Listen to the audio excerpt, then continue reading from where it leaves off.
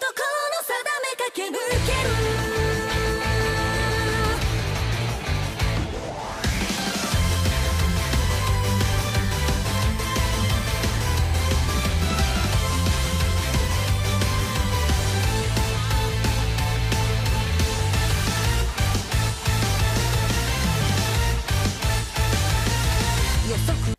Salut les amis, c'est Kai. J'ai essayé d'intervenir sur un petit style qui n'est pas du tout ma cam. En général, je ne fais pas partie de la clientèle, hein, c'est les shoujoai, hein, donc c'est tout simplement des petites histoires d'animés qui font effectivement une romance entre deux personnages féminins qui étaient amis au départ, qui deviennent effectivement amoureux.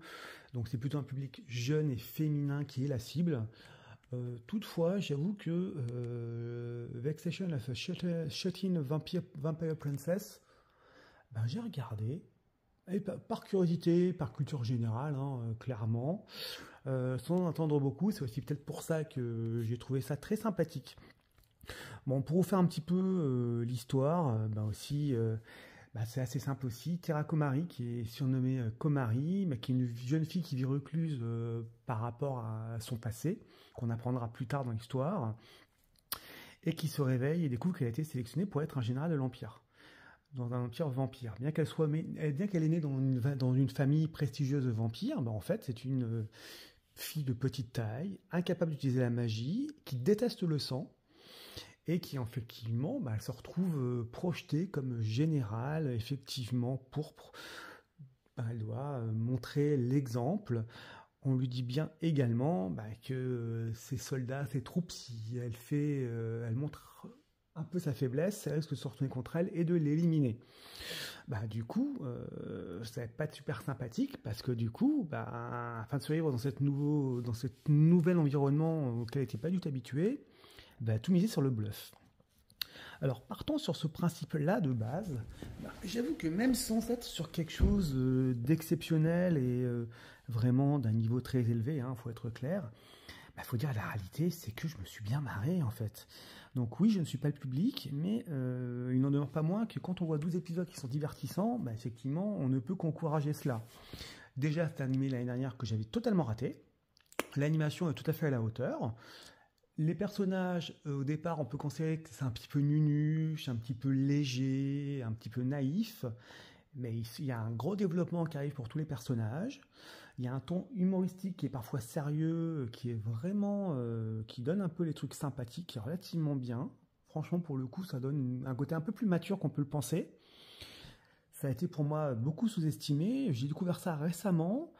Et effectivement, c'est sympa, on est sur un graphisme beau, une belle animation, c'est très fun, qu'importe le public, qu'importe l'âge, à partir du moment où c'est bien rendu, où c'est bien drôle, difficile de ne pas se marrer un petit peu.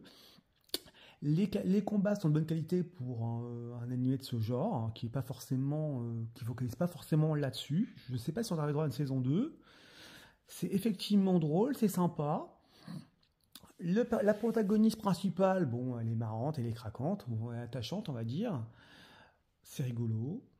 Après, pour le coup, parfois c'est un peu manichéen, mais après on se rend compte que les personnages, même les antagonistes, c'est pas aussi clair que ça, c'est pas très très binaire, alors que franchement, partant de ce principe-là, on aurait pu se dire que c'était un animé jeune public, pas forcément très développé et élaboré. Donc effectivement, à un moment donné, on pourrait dire qu'il s'auto-saborde parce qu'il y a trop de répétitions de choses.